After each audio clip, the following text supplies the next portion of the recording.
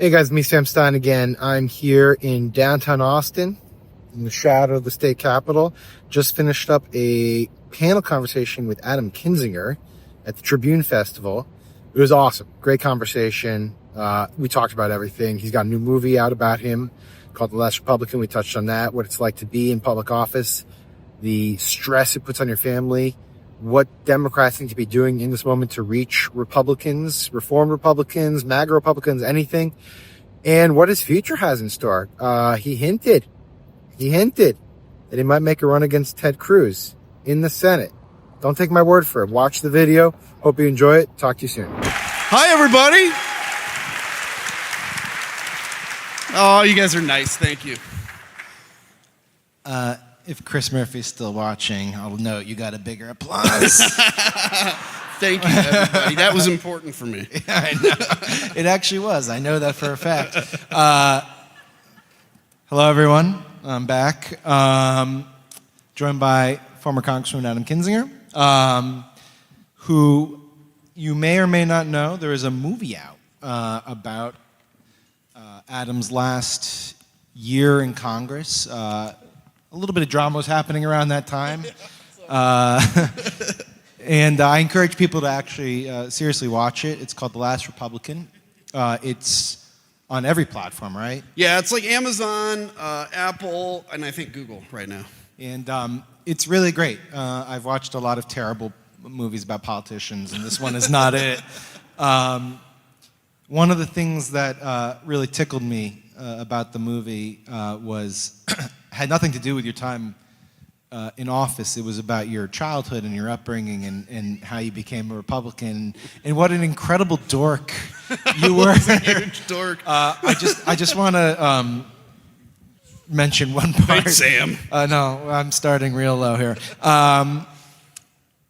For Halloween, as a child, I think you were 5 or 4, you dressed up as Jim Edgar, the governor of Illinois. Here's the worst part about it. I was like 12, actually. Oh, 12, okay. That actually is worse in a way. Yeah, it is way worse. I should have gone with 5. You also put an election headquarters in your bedroom. Yep. Yeah, I did. So? Isn't that normal, right? In all seriousness, because a lot of people know you from the work you've done around January 6th, and of course, your advocacy after and your what you're doing right now. But I don't think a lot of people know the story of your Republican upbringing. And I think it's important to tell the story because it does provide an interesting, flagpole for how you've ended up at this spot. So why don't you talk a little bit about your, how you became a conservative in your Republican childhood when you were dressing up as a governor. My Alex P. Keaton years? Yeah. No, look, I mean, my parents were Republicans, so I think that ultimately, and not your traditional Republicans. I mean, my dad ran a homeless shelter. My mom is a public school teacher. So if you think about that, like from the perspective of Republicans, because we believe in the role that America plays in the world, but then also that kind of, I'll call it compassionate side of my family. And I think that ultimately comes into play. But yeah, I mean, I was a kid when Ronald Reagan was president. My favorite movie, I think I say this in the film, is Red Dawn, which is a great movie, by the way. It's like you're brought up in that time when it's like Rocky, Red Dawn, Rambo, stuff like that. But the thing that really drove me to being a Republican is just, again, I really believe in the country and the role that America plays in the world in terms of as an example of self-governance to the rest of the world, which is why I was so passionate about the failures on January 6th as well. And, over the last few years, certainly that party has lost that. There is nothing that reflects that anymore. But I would say, kind of the things that brought me up through that. You were elected at the age of 32. It was part of the Tea Party wave. And at that time, the Republican Party seemed like it was going in a very interesting direction. Obviously, small government, reactionary towards Obama and Obamacare. The next presidential candidate was Mitt Romney. And yet here we sit, not that far removed from that era. I mean, a decade plus. and it's unrecognizable to me. Yeah. What happened? I mean, we could spend 45 minutes on it, but what do you think was the cause of that drift?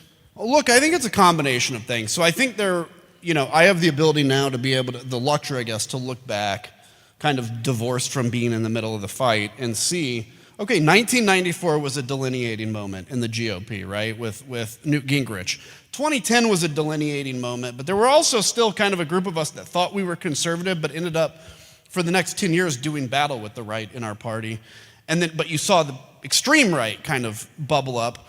So I think that's part, you can kind of see the trend that way. And then when Donald Trump came along, people will say, like, did Donald Trump cause it or was he a reaction? I think both. I think where the party was going allowed him entry into, being considered a candidate. And then his shamelessness, I mean, honestly, his ability to just have no shame has accelerated then the party's ultimate, what I think is demise. But what leads up to that, I think 30 years of Fox News or AM radio programming people to believe that the enemy is not an enemy overseas, it's not, the commies, it's not, whatever. The enemy is the left. And for 30 years, I mean, it's probably been 40 years if you really count, to hear over and over again that the left is your enemy, and then all of a sudden a guy like Trump comes along and you say, look, he's willing to fight. He hates the people I hate. And if somebody hates the people you hate and your hate is your driving factor, you actually don't care about policy anymore. You'll pretend to yourself that this is still a conservative party, even though, by the way, there is nothing conservative about the Republican Party anymore. And I think that's it. I think the right-wing culture kind of created fertile ground for really a dictator, really a cult leader to come along and say, I hate the people you do, now do what I say, basically. I forgot to mention the most important part of the movie, and I apologize for that. It's directed by your favorite movie director, Steve Pink, who directed your favorite movie, Hot Tub Time Machine. Hot Tub Time Machine. Why is that your favorite movie? Because it's awesome. Raise your hand if you've seen Hot Tub Time Machine. All right, there are some, some partiers in here. I'd say 7 to 8% of the audience. There's a couple people that like to party. He also did High Fidelity, Grosse Point Blank, and some other movies. But yeah, really, really funny guy. But when I found out he was the Hot Tub Time Machine guy, I'm like, all right, I'm working with this dude. It was an odd part of the movie. Back to Trump. I think for the first 3.5 years of his administration, I don't know if this is fair to say, but it was my interpretation, is that you tried your best to get along and make sure his worst impulses were maybe pushed back, but you weren't, raising the alarms like you are now. What was going through your head during that first term? Because certainly there were elements that people were alarmed by, and do you see it differently now?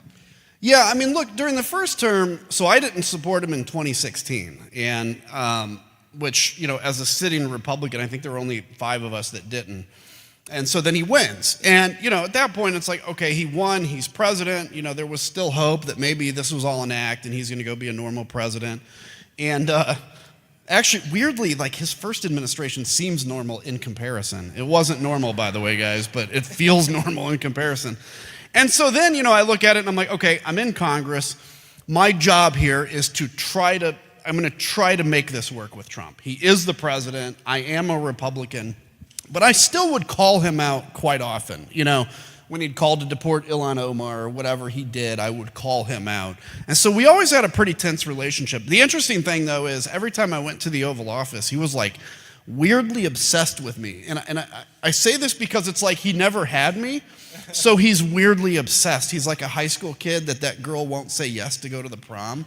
So he's like hyper focused.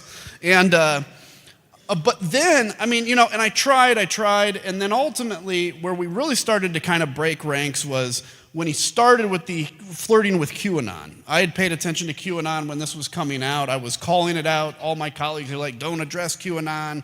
You just give it air, which isn't true anymore. Now you have to address those things.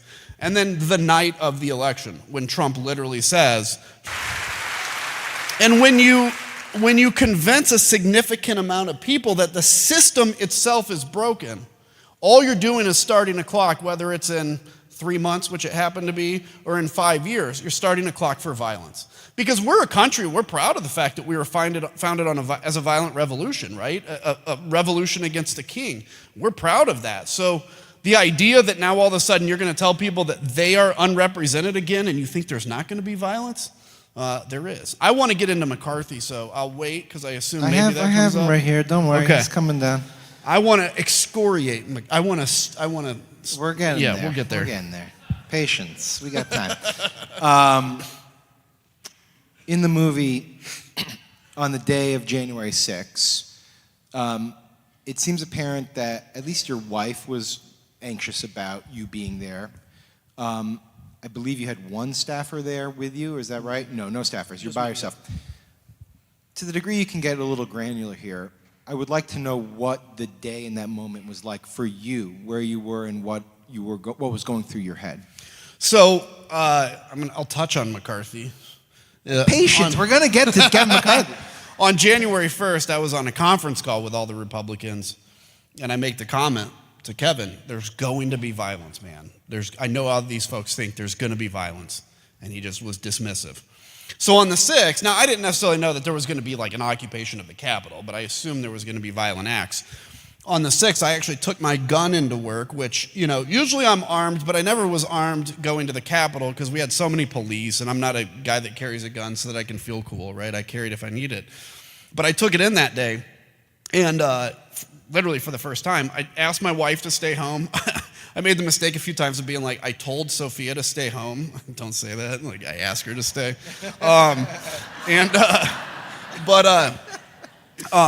then I did tell my staff to stay home because there was no reason to have anybody, exposed to potential violence. And here's the thing, I don't talk about this much because I forget. I'm walking around the Capitol complex. It's closed, and I'm seeing people in MAGA hats that are not supposed to be inside the security perimeter. It was kind of a weird feeling. But anyway, I go to the floor, proceedings start. I see on Twitter that there is, they're breaching the perimeter. And if you guys know much about that day, it was actually about 45 minutes between when the perimeter was breached and actually they cleared the floor. There was a lot of miscommunication. Nobody really could fathom what was happening.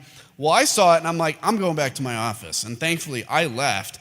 By the time I got to my office, the window behind my desk, so it would be like behind me, actually faces the west front of the Capitol. And I remember opening that and just hearing explosions, boom, boom, boom, boom, boom. And it happened to be the exact moment that DC Metro Police showed up, and they actually saved the Capitol. They don't get enough credit. And they came in with the non-lethal. I end up talking to my wife on the phone. She tells a story about how that moment she realized what it meant to be the wife of a politician and what it meant to put yourself in danger. And I think part of the reason that makes me emotional is because I never until quite recently really understood that, right? Because you're just so absorbed with what you're doing.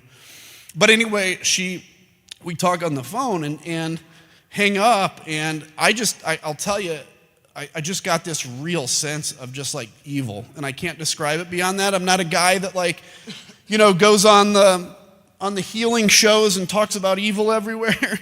It was the second time in my life it felt evil, what was happening. Anyway, long and short of it, I hunkered down, end up giving my speech when they take back the Capitol, and it was the worst day. I've been to war, and this was by far the worst day I've ever lived through. And for anybody to say that this was anything but what it was is ludicrous. It is ludicrous.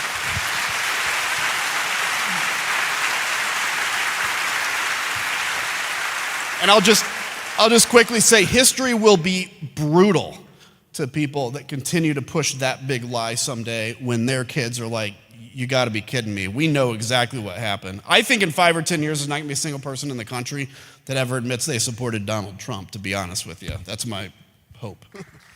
Well, now I got to push Kevin McCarthy back a little bit. Because the movie is in part about you and it's in part about your wife. Again, people should see it, but what it focuses on is the intense pressure that our political system puts on families who are a part of it. And your wife is clearly anxious about what's happening around you, all while raising a small child. And I'm just, what was it like for her? And also, relatedly, did you say something? Yeah. What was it like for her? And also, relatedly, what is it? How do you get? We were talking about this on stage, but how do you convince good-natured people who want to actually be in this industry for the right reasons to get into politics when, in reality, it involves incredible threats, physical and mental, to participate in it? Yeah, I mean, I think you guys can look around and see that the quality of representative has gone down, right? And I think part of that is, look, ultimately, it's tough for somebody that is like, look, I'm not in it for the ego, or I'm not in it for the title, or I'm not in it for the identity. I just want to go serve. It's hard to convince somebody with that pure intention to actually go do this now. But I will say this first off, is I still believe public service is honorable, and we need honorable people in it. And even though I jokingly say I'm so glad I'm out of Congress, I'm not joking about that, but I pretend like I'm joking about it. I am very proud of my time there, and I'm very happy that I was able to do it. I mean, I'm a middle class kid that represented 750,000 people for 12 years. How does that happen? Only in America. Well, other countries, but we do it in America like that too. But, from my wife's perspective, yeah, I mean, look, she was involved in politics. This is an advantage. She worked at the White House, and then she worked for Mike Pence, and her stories, you just wouldn't believe what actually would go on in that White House. And then she went to DHS and worked at the Department of Homeland Security as an assistant secretary of comms during COVID. So she lived in some of the most brutal times. And then when she got pregnant, she stopped working, mercifully. But yeah, I mean, it's a massive impact. So I was lucky that she kind of enjoyed this part of it. But you also think about the fact, you feel isolated when you go out. She had the same thing I had, which is friends are that she knew maybe through Trump or whatever, that all of a sudden are kind of excommunicating her because she's believes in the type of things I'm doing. And so, yeah, it's an impact, and it's something that for me, even 3 years out of Congress, I still have to work through what that did psychologically. But I would say, anybody considering public service, I say this to them: do it, we need you, but be willing to walk away. That's the key. Be willing to walk away. Don't make it your identity, because when you do, that's when you get in and do things you don't really believe. Okay. All right, I've held back long enough. Kevin McCarthy. Yeah. People will not believe this, but it's true. He offered to officiate your wedding? He did, yeah. Yeah, okay. Yep. After January 6th, you were one of 10 to vote for impeachment. Obviously, it gets stymied in the Senate. And there's two sort of important moments that I think are real kind of sliding door moments, or if you want to say butterfly flapping its wing moments. And I'm curious which one you think was more impactful. One was Mitch McConnell going to the Senate floor and saying, I trust that the courts can deal with this, which they have, right? No. The other was Kevin McCarthy going down to Mar-a-Lago in an act of rehabilitation or subservience, whatever you want to call it. Which one would you say was more consequential to get? It is assumed that Trump is persona non grata. It is assumed that he's out of our life. If you guys remember, when he left Andrews on Inauguration Day, nobody came to his departure. Nobody but one or two of his kids. How pathetic, right, of a man is he to have nobody show up? So the assumption in the party is Trump's gone. So in the meantime, am working with the other impeachers, trying to be who would ultimately be the other impeachers, trying to be guys, let's take over the party. We've got to kick out Kevin McCarthy, because McCarthy led us to this point on January 6th because he ended up, opposing certification. And let's be honest, the other 9 impeachers, all of them said basically eventually, no, now's the time to heal the party. And I couldn't do this by myself. With the 10 of them, I probably could have, where we could have made an effort to get rid of McCarthy, to take over the party, to go out, to do a mea culpa to the American people, to tell them the truth of what happened on January 6th, to apologize, to swear we'd never do it again, to put out a nice agenda, and to say that Donald Trump is a cancer on our country. And I think there is a less than, but close to 50% chance we could have succeeded. Instead, the impeachers didn't do anything, and a few weeks later, Kevin McCarthy goes to Mar-a-Lago. And at that moment, on a dime, the party becomes Trump's party again. What is the internal House Republican meeting like when McCarthy is in Mar-a-Lago? I mean, you come back and he's there. Surely there were people saying, dude, what are you doing? Like, why would you do that? But I'm very curious what those internal conversations were like. Well, as squirrely as Kevin is, he's actually a good politician, political, just like being politician. He would tell people like me, and I hadn't talked to him since January 1st in my life. I've never talked to him since January 1st. But I think Liz had reached out like, what are you doing, Kevin? And his responses to the group like us, he would be like, well, listen, I was in Palm Beach doing fundraising, and the former president invited me, and you're not going to go see a former president? I'm like, well, yeah, when 3 weeks ago he tried to overthrow an election, you are not going to go see him. And you are not going to go see him. And then he would tell other people that, and this came out in the January 6th committee, that like he went and saw Donald Trump because his people called, they were worried because Donald wasn't eating. Do you remember that? I did not remember that. Literally goes, they said he's not eating, he's depressed, so I went to encourage him to eat. Did they try a Big Mac versus just the cheeseburgers? I don't know. And literally he said that. So we would meet like kind of how we're all meeting here, right? Imagine it's all the Republican members of Congress. And it'd be like a good third would stand up and be like, this is stupid. A third would shut up like they always do because they don't care, and a third, are on Trump's side.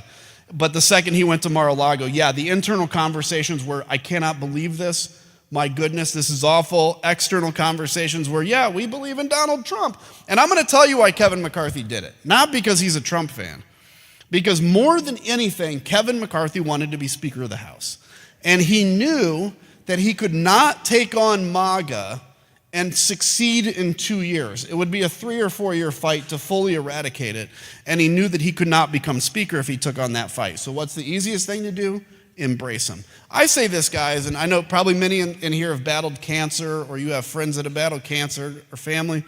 The one thing I know about cancer is this. You do not defeat cancer by overwhelming it with good cells in your body, right? You have to eradicate the cancer because cancer spreads. It's the same in politics. You do not have a little bit of cancer and you're like, well, we got all these good cells that are going to make it better. That's not what happens, and it's the same. My last retrospective question, then I want to get into sort of the news of the day. But, obviously the January 6th committee does its work. You were surprised to be appointed to it, then you were appointed to it, then you did all the work with it. I think a lot of people look back now and wonder if things could have been done differently, not from your perspective, but from the Biden Department of Justice perspective. Oh my God. And this movie really does get at this incredible tension that's existing where you're working around the clock to produce this report. Everyone's asking you, are you going to make recommendations to DOJ?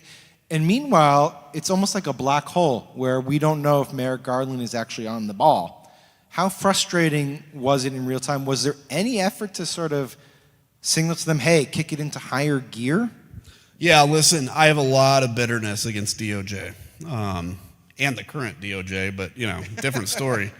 So we start our investigation, I guess, like 6 months after January 1st. So we already are a little behind. We know we only have about 1.5 years to get this done. And we also don't have the tools DOJ has. We can subpoena, we can refer to the DOJ to prosecute people that don't refer to the subpoenas. We did that in a couple cases. But other than that, you can just come in and plead the fifth in front of Congress, and there's nothing we can do. We don't have really any other thing. But even with that kind of blunted tools that we had, we ended up producing, obviously, a really good and thorough investigation. We were hampered by time. The DOJ And I was listening to Tim had on the Bulwark a lady who just subscribe to the Bulwark. a lady who just wrote a book about the DOJ. I forget the book's name, but she's like, yeah, I can confirm that in fact the DOJ did not start their investigation of Donald Trump until we had our first hearing that next summer revealing some things. Think about that. We had been in investigation a year already. A year. We have our first hearing when we go into those like kind of 9-hearing blockbuster summer, right? Our first hearing, DOJ goes, holy blank word, we have got to, there's some there, and they then began their very first investigation of Donald Trump. Now, if they'd have started when we started, but we wouldn't have to have been rushing against the clock to send Donald Trump to trial. The American people would have seen what DOJ had and made a decision. Merrick Garland went after all these 1,500 people or whatever that broached the Capitol, which was the right thing to do, and ignored because he didn't want to look like it was political. Well, congratulations. Now you have the most political DOJ in history, right? So yeah, I know that for a fact. And the DOJ then, by the way, is like begging us for all of our research immediately after our first hearing. And we have a responsibility. We can't just turn it all over to DOJ because we have our own investigation and we have people we're protecting as well, right? Deals we've cut. And so it's like, you can have this stuff after the investigation's over. And, there we are. And obviously the DOJ had a compelling case they ultimately put together. Had they started a year earlier, this would be a very different world. Yeah, damn. You mentioned how Trump 1.0 looks relatively normal to Trump 2.0, although it really wasn't that normal. Is there anything that has, lots surprised you, but what are the things that have most shocked you about how he has acted in his second go-around as president? I don't know if it shocked me because I knew that he was going to put sycophants all around him. The thing that kind of caged Trump in the first term was, you had generally honorable people that served in positions that would say no when something broke the Constitution. He's only put people in place that tell him yes. By the way, there was just a court case, or a DOD, Department of Defense finding about the legality of the boat strikes in the Atlantic against the Venezuelans. And basically their viewpoint, the DOD's official viewpoint is, any order the president gives is now a legal order because he is the president. In theory, that could include shooting American civilians. The president now has, any order he gives is a legal order. But what has surprised me the most is probably the lack of institutional pushback on him. We're starting to see a little bit of backbone, but I think the fact that I'm shocked he actually tore down a ballroom, or is building a ballroom. I'm shocked that he is basically suing the government and then he's going to fine for himself. And like that stuff is shocking to me. But probably the biggest surprise is that initially institutions of education, media, which is why independent media and nonprofit media is so important, by the way. So I do want a quick aside and say thank you for supporting Texas Tribune and nonprofit media and independent media as well here. Because what are you seeing now is this conglomeration of, frankly, far-right people that are buying up all the media sphere. And that's a concern. Just a quick clarification, it's Department of War, not Department of Defense. I still refuse. I'm just kidding. You said people are starting to get their backbone. I guess there's one person in particular that's been kind of curious to me, an old colleague of yours, Marjorie Taylor Greene. I'm not going to ask you about her, although it is very curious why she's doing this. And I'm wondering if you interpret that as her kind of trying to get ahead of something. When you say people are getting their backbone, what do you mean? Marjorie Taylor Greene is the biggest con artist ever, by the way. Like, she has not found Jesus, okay? Now, I guess it is a fair question about, is she playing this role because she sees something coming? Yeah. Maybe. I think clearly she wants to run for president. I think clearly she recognizes, I know. But dude, we giggled when Trump wanted to run in 2015, right? Clearly she wants to run for president, so she may be figuring that if I do this I go on The View and I do this one lane here, maybe I can find, I can trick people. But keep in mind, this is still the same lady that chased down victims of school violence, right? And called them cosplay actors and stuff like that. But it's possible. I mean, she may be seeing that. Look, I personally don't think, I'm more optimistic short-term on America now than I was, because I don't think this Trump thing can continue unabated. Well, let me put it another way then. Because we've always, I can't count how many times there's been the narrative of, oh, the walls are closing in, and, this will surely, be the thing that gets old Donald.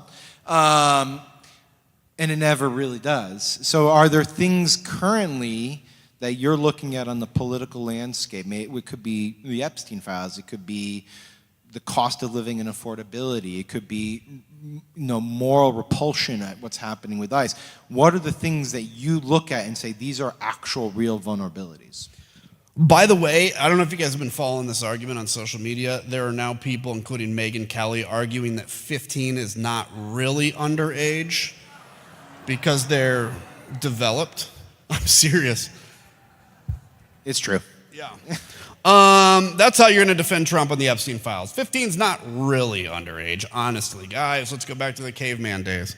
Look, I don't think there's going to be if the Epstein files don't collapse in on him, then I don't think anything will be this crumbling factor, right? I do think what you need to see, it's like slicing a potato, right? You're slicing away a few people at a time from Donald Trump. Some of that's the Epstein files. Some of that has been, beef to Argentina. Some of that has been whatever. Now, the problem is, if you only get your media from one source, Fox, and you're mad at Trump and then you go back to Fox, trust me, they put salve on you and heal you, right? And convince you that the left is actually far worse than this thing you disagree with on Donald Trump. But you're starting to see it. Quick aside, there is a group called Leaving MAGA, and a guy named Rich Logis that started it. He was a former MAGA, hated me, now we're friends, kind of funny. And he's literally created a support group for people that leave MAGA. And it's necessary, because when you leave MAGA, you are leaving your identity behind. You are leaving friends and family behind. You're leaving it's like leaving a cult, really. And so I say all that to say, we're seeing some people peeling away. I think that's the best we can expect. I think Trump's numbers now are bad. They can get worse. I don't know how much worse. But I will say this as a plea to you all. If you see somebody that's I've seen the light, I don't like Trump anymore, can you please not post on Twitter, well, screw you, you should have known. Right? Because I want to be honest with you, if we want to win again, you're going to have to win over people that voted for Donald Trump. And for me, I don't care when you see the light, as long as you see the light, right?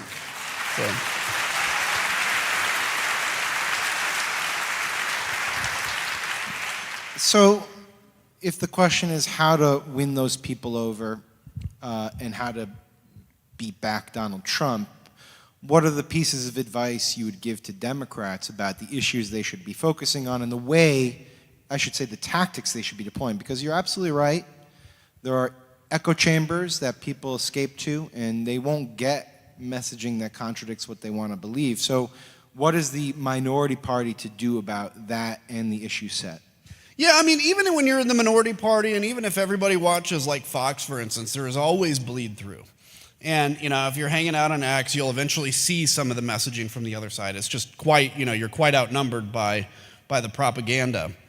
I think this is just my humble suggestion, and I've been wrong about things, but my humble suggestion is take the lessons from last week, or 2 weeks ago from the election. A moderate-ish, although I don't love the term moderate because it sounds like milquetoast. Let's call it a radical centrist. I don't know. There's got to be some word. Worked great in Virginia. It worked great in New Jersey. I'm not the biggest Mamdani fan, but it worked for New York. Great, okay? Like, I think the best thing Democrats can do to win is to put people up for office that reflect the community they're running in. Now, I also am not telling Democrats you have to become Republicans to win. I'm not, because I want you to be true to what you believe. But also recognize that incremental change in certain areas is better than nothing, right? So if you're interested in things like abortion rights, right? Well, it doesn't matter the fact that there's no more pro-life Democrats, because there's no more Democrats in power. And so what's actually happened to abortion? It's become illegal everywhere because Democrats didn't have power, whereas it was protected when Democrats had power, even though there were 30 or 40 pro-life Democrats at the time. Texas, right? Probably you don't want to put up the furthest left person running for the Senate. That's why I think between the two candidates, two big ones, Colin Allred and the Senator James Tallarico. I think both are going to be good options. And that's good. So Democrats being able to play that field a little bit is really good. And so that would be my suggestion. And then on just the messaging, look, the economy is in bad shape, I think, even though they're not going to put out numbers for October, which is unbelievable, by the way. Economy is in bad shape. That is always going to hit people. Democrats need to have a message for that. Of course, affordability is a big issue. And guys, I think the other big one, besides affordability, is corruption.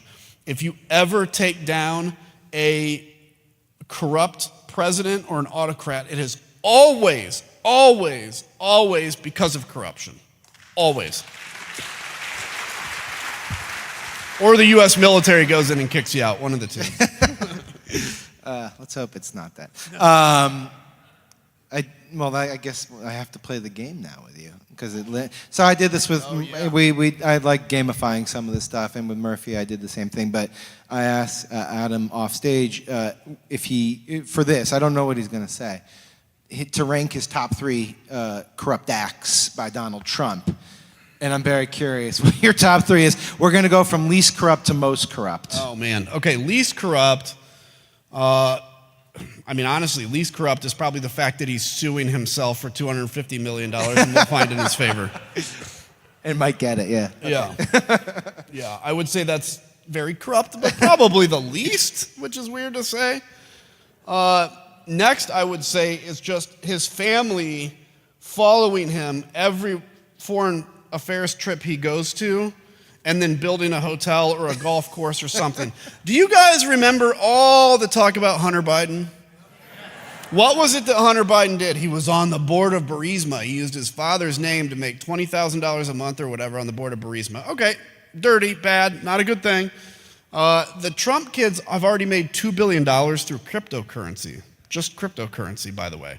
You know, you're also seeing these companies that are about to go public that magically, right before their IPO, put Donald Trump Jr. on their board so he gets shares, and then it goes to IPO. So what happens? Now that company gets favorable treatment. Donald Trump Jr., as part of his selfless service to the board, gets shares private that then turn public. You think of all that money, right?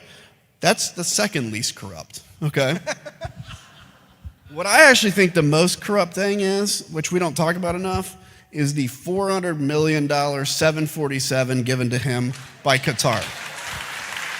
Now, the reason I say it is this, is because magically now, out of nowhere, Donald Trump announced that Qatar basically has Article 5 protection similar to NATO. Out of nowhere. Yes, we have a military base there and we will defend our base. But the idea that any attack on Qatar is an attack on the United States when we won't even put the same thing on Ukraine is insane, okay? And then let's take that $400 million jet. What actually happens? Right now, the government is that's a military term, is set to spend $1 billion to turn it into Air Force One. And then when Donald Trump leaves office, he takes it with him. He keeps it. By the way, the next president needs to seize it. I'm just saying, seize it. But Donald Trump takes that with him. It is It goes to the ownership of the Trump Museum. And they do that because people think to the Reagan Museum, where they're like, oh, there's a 707 hanging in the Reagan Museum, so that's going to happen with the Trump Museum. They're not going to hang a 747 in a museum. What actually happens is the museum owns that plane, keeps it up, and Donald Trump keeps flying it. And then, by the way, the U.S. government has to buy a new Air Force One because the Air Force One's about to crash out, right? That, to me, is the most corrupt thing. It is, and it's in your face. And I got to tell you, Sam, the weirdest thing about this is, my wife is Salvadorian, and, they have a long lineage of corrupt leaders, and including the current one, by the way. But these leaders will leave office and all of a sudden be worth $500 million, all of a sudden, right? At least they do it in secret. This guy's doing it out in the open. And in a way, that's part of why it feels so unbelievable. Yeah, I think the fact that he does it out in the open actually, in a weird way, benefits him, right? Yeah. We see it and we're like, oh, well, is that just normal, right? Yeah. Of course. Who would do that out in the open if it was illegal? All this raises a really interesting point, and it gets that kind of attention that I think a lot of Democrats face, at least, which is how much do you make the future about correcting the wrongs of the Trump year or moving beyond the Trump years? And you talked about Trump as a cancer that needs to be eradicated. How can the party then not say, we are going to seize the plane, we are going to actually take down the ballroom, we are going to go after the cryptocurrency deals, we are going to prosecute the wrongs? I mean, how can that not be part of the Democratic Party platform if, to use your analogy, this is a cancer that needs eradication? It's a great question, and I guess my first knee-jerk reaction answer would be like, look, I think you can do both. I think on a campaign where you're reaching out and you're talking, that's when you hit the affordability issues. I mean, this is what I'm sure the governor or the mayor-elect of New York and the new governor-elect of Virginia and New Jersey did well, which is like they went on the ground and talked about the issues that matter to those people, and that's going to be very important. So I would argue that a campaign needs to be about that future-focused message, right? Aggressive. It doesn't mean run a positive campaign, but also do paint a vision. And most importantly, by the way, I think this is a lesson from Donald Trump, is like, be genuine. Like, I think we have to be willing to forgive people saying something stupid or, in all honesty, having bad tattoos or whatever. We need to be able to say to somebody, we want real people that have made real mistakes running for office, because I'm going to tell you, people right now, particularly younger generations, they react well to people that actually appear genuine and are genuine. So I think that's going to be important. And then secondly, I think it is essential, here's how you deal with the corruption issue, is it is essential, I think, right now for those in office, Democratic leaders, to talk about what they will do when they take the majority and talk about their agenda, which is, you can kind of do two things. Number one, it's telling the American people what your agenda is without doing it through a campaign, which is like, we will have hearings on the Qatar jet. We will talk about these bad deals. The other thing, it sends a message. It really actually sends a message to future people that want to be corrupt with Donald Trump that, yeah, you may be corrupt for the next year, but understand you're going to be drug in front of a committee, so you're not going to be able to hide that. So I think utilitarianly, I don't even know if that's a word, but like it actually has a purpose. And then it also, again, sends to the American people what your agenda is. So that was a long answer to say, campaign, positive, focus on what people want, be aggressive. The actual governance is like, we have to hold people accountable to this. That's what I think. And then when the new president wins, they actually do need to put commissions in place to root out this corruption, I think.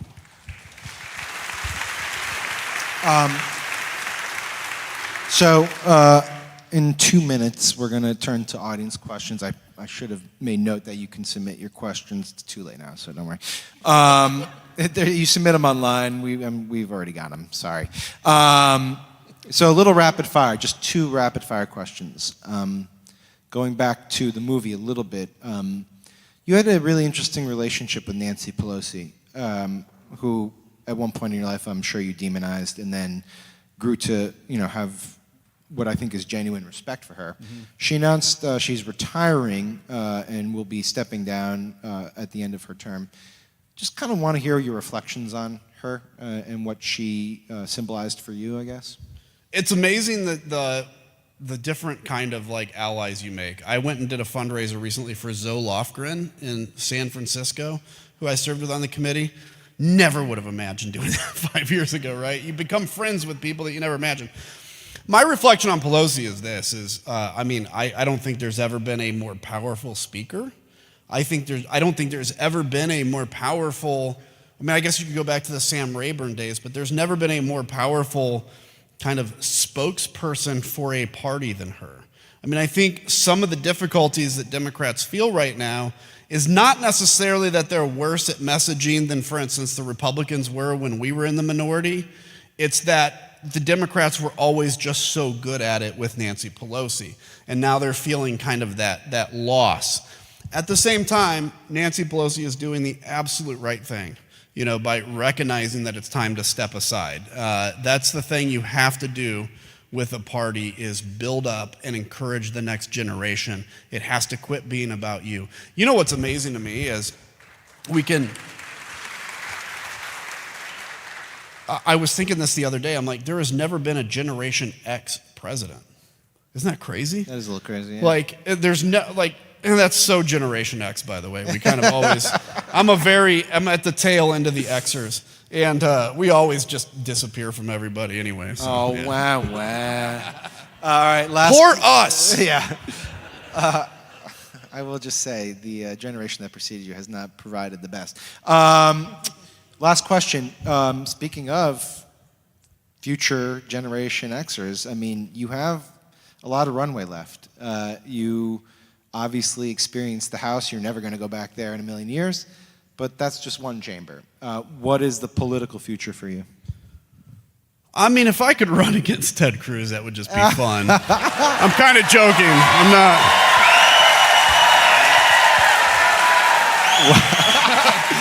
Hold on. Just so everyone knows, he lives in Texas now, yeah, just to be clear. I live in Texas now, so. Are you making a No, I'm not really going to run against him. Why not? I'm not saying no, but okay. I'm just saying. I'm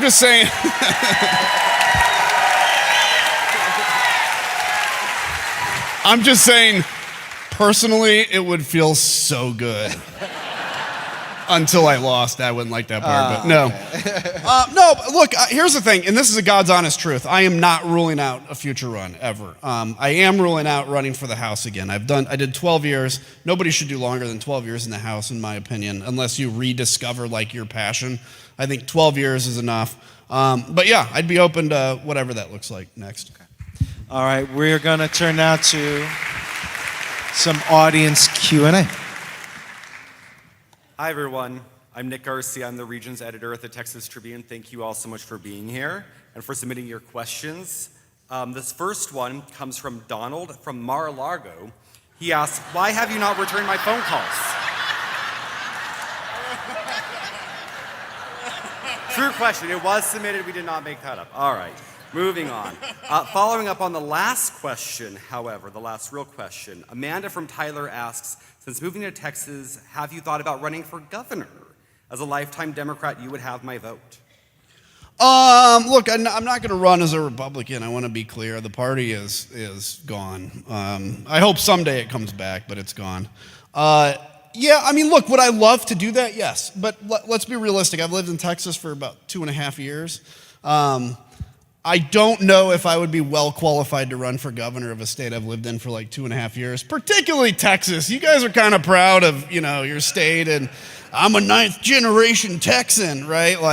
But I do love the state. I really do. And so I guess I would never say no, but I'm also realistic enough to know that they're going to be like, wait, this guy from Illinois is running for governor? Okay, Karen M. from Austin asks, as a moderate and traditional Republican have left office here in Texas and across the country, I have hoped they would come together and form a new non-Trumpian Republican Party. Why hasn't that happened yet? Yeah, it's a great question, but it's simple there's two things. You almost would need to create something outside of the two-party structure, and the problem is that the powers that be have written the rules so that it's almost impossible. As an example, in Illinois, I just kind of looked at what would happen if I ran for Congress as an independent. I needed 800 signatures to get on the ballot as a Republican, As an independent, I needed 4,000, and it had to, no, 5,000, and it had to be from people that have never voted in a primary. It's like impossible, right? So those are the, you can never do that. So then the question is, how do you compete within the GOP? And I'll say this, there was efforts to do that. They just got beat.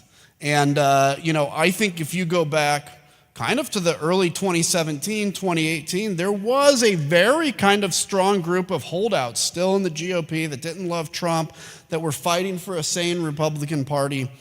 And again, they just got swallowed up by the anger, the vitriol, and a lot of them left the party. I mean, the amazing thing is, 5 or 8 years ago, people that were college educated tended to vote Republican. Today, that's Democratic. And that's because we've seen a massive political realignment. The one that concerns me, though, is Democrats are losing union members, and that can't be the case. I was a pro-union Republican. I talked to unions a lot, and they told me, look, our membership is now voting 60% Republican. And it's like, we've got to flip that back.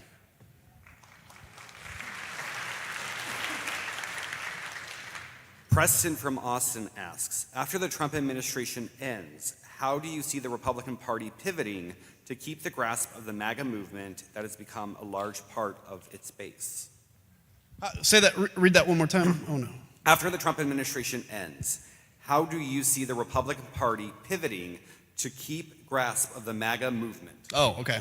Look, I don't know. I mean, I think what you're starting to see, you're already starting to see this, by the way, is really the beginning of a civil war in the GOP. They don't really believe in anything. Once you become a party that's, basically built around a personality, then you're going to have personalities fighting for power. You're starting to see, there was an article that came out recently that made Rubio look bad that supposedly was leaked by the Vance people. The second Donald Trump makes it clear he's not running again, and by the way, guys, I firmly believe he's not running again, then you will see this fight. And so I don't know how the Republican Party, because I don't know if there is the Republican Party, how it either pushes out, keeps, or whatever with the MAGA movement. I think you will see the party have an internal battle for what it looks like, and I have a hard time believing it's going to go back to be the party that we remember. John from Springfield, Illinois. Hey, thanks for watching, John. Who are the Republicans currently in office that you admire? Are there any Governor Jim Edgars out there who you really, or were you really the last one? I didn't name the movie, but I think it's pretty aptly named. Honestly, I can't think of a single Republican I respect anymore in office. I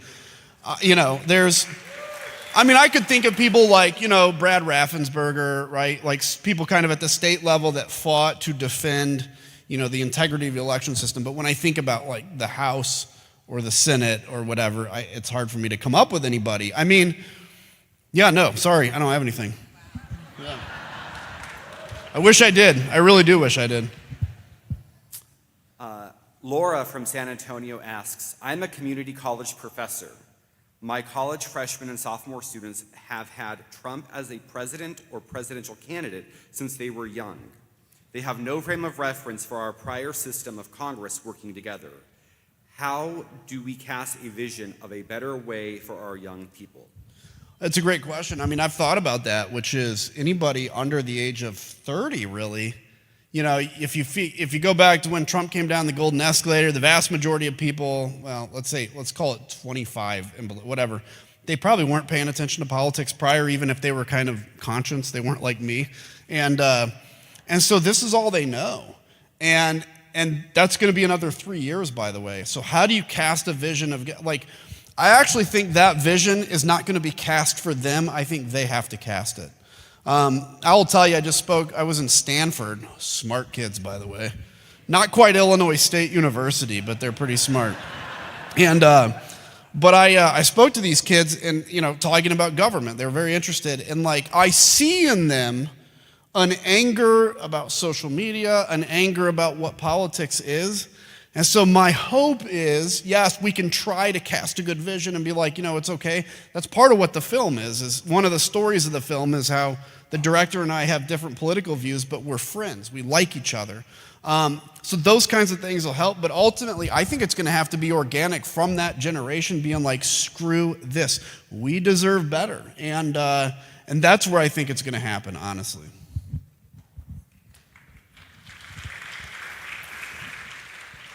Carrie from Austin asks, what advice do you have for everyday Democrats, I lost my place, voters who work to turn out the vote in terms of dialoguing with Republican voters? Who work to dialogue? Well, look, here's a couple things I'll tell you. First off, dialogue is good. It's always good. It's always good to understand, because when you have a flash of humanity with somebody, it's why I like humor so much, because or even sports. Like, I'm a Bears fan, and it's fun to me to see somebody who's like a far-right MAGA person cheering on the Bears, and I cheer the Bears, and it's like, we kind of have something in common. You start to see humanity in people.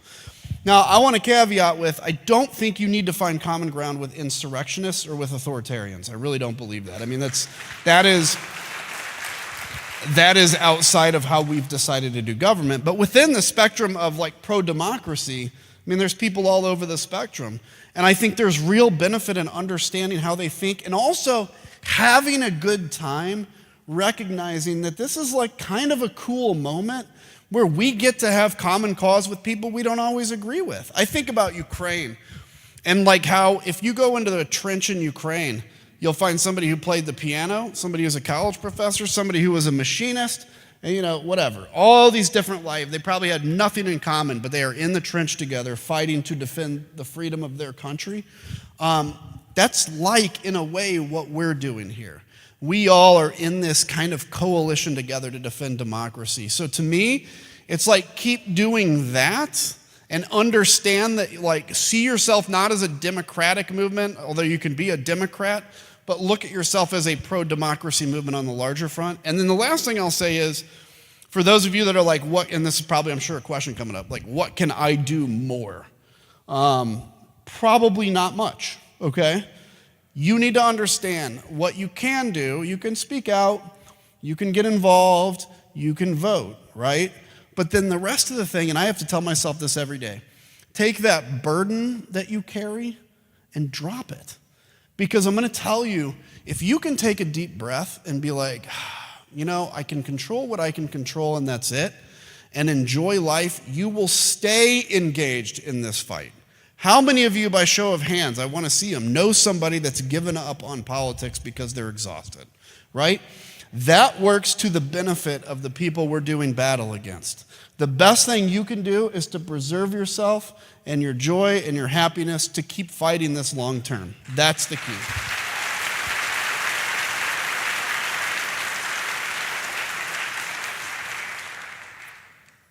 Dan from Austin asks, Trump seems to get a lot of bad policy goals accomplished. In your opinion, do the Democrats have a messaging problem or a results problem? I think Democrats have we don't have enough people in office problem, that's what, they have full control of government. I will tell you, in the shutdown, one of the areas where I was critical of Democratic leadership's talking points is like, they said the right thing, which is Republicans have all of government. And then Republicans come back with, yes, but you have the ability to stop things through a filibuster. And the Democratic response shouldn't have been like, yeah, I guess that's a good point. It should have been, yeah, we have a tiny, tiny bit of power. You've made it clear all year you had no desire to work with us. We have a tiny bit of power, and as the party that controls all of government, it is your responsibility to figure out what we need to fund the government that you control. That should have been the fight back. And so I do think Democrats do have a little bit of a messaging problem. But I will also give you this little bit of encouragement, which is when we were in the full minority as Republicans, we had a messaging problem too. You always do when you don't have the presidency. It's hard. But yeah, a lot of it is you're up against a guy that has no desire to stick to norms, and so he's just bulldozed everything. All right. Shirley from New Braunfels asks, if someone does say, okay, I don't like Trump anymore, instead of saying you voted for him so it's your fault, what do you say? I think the thing is this, is like, I don't know if you necessarily have to say something. I think, look, somebody that comes out and kind of is like, I shouldn't have done that, I regret my support for Trump. I do think it is important that they kind of show some version of contriteness, right? If they just come out and they're like, I don't like him anymore, okay, I mean, good, I'm glad, but like there needs to be a little bit of contriteness. But I think if somebody comes out and says, look, I don't like Trump anymore, I think it's important to be like, you know what? Awesome. Welcome to the coalition. What can we do? Like, how can I? Because keep in mind, when people leave, imagine if you're a hardcore Democrat in here. Imagine if tomorrow you lost that and you pulled yourself out of the Democratic Party and you lost your friends in the process. How would you feel? Alone. What would be the temptation to go back? Right? We've all experienced this. I honestly believe 9 out of 10 adults would step in front of a train to save a toddler. I really believe that. But I think when you're talking about stripping your identity and your tribe, far less are willing to do that because we're tribal people. We need that protection. So I think the more, whatever it is, the more you can give them the reality or the understanding that there is a home for them, the more you reduce recidivism, to be honest with you, and to put it that way, I would say. Now, I will say real quick, Donald Trump's superpower, he will welcome anybody back once. Sam Stein could write tomorrow an article about how he was wrong and he loves Donald Trump, and in 3 days he would be in the White House. Honest to God, right? I could do the same thing once. Don't give me ideas. He said, don't give me ideas. But that is a superpower. That's why people come back. But then he disciplines and says, you never cross me again. Anyway. All right, thank you, everybody. Appreciate it. That's it. Thank you, guys.